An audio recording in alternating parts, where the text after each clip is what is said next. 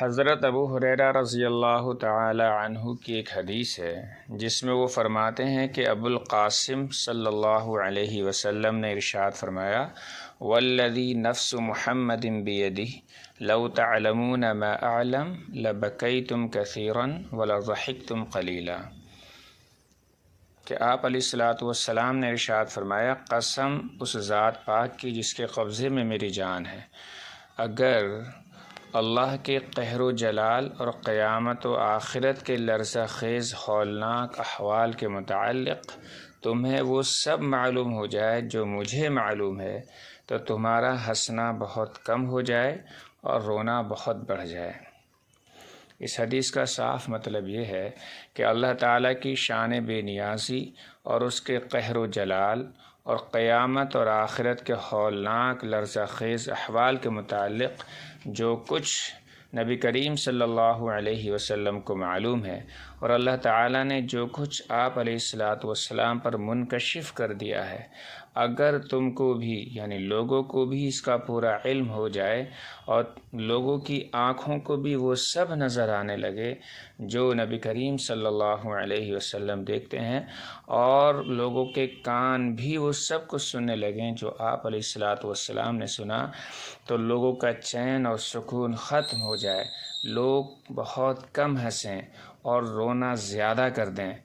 چنانچہ ایک اور حدیث میں جو حضرت ابو ذر کی ہے اس کی مزید وضاحت ہے۔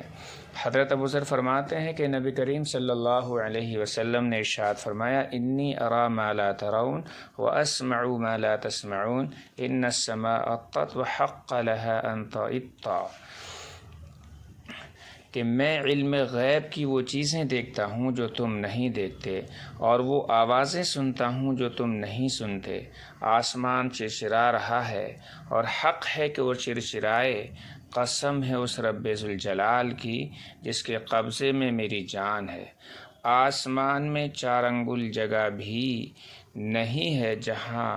کوئی نہ کوئی فرشتہ اللہ تعالیٰ کے حضور میں اپنا ماتھا رکھے سجدے میں نہ پڑا ہو۔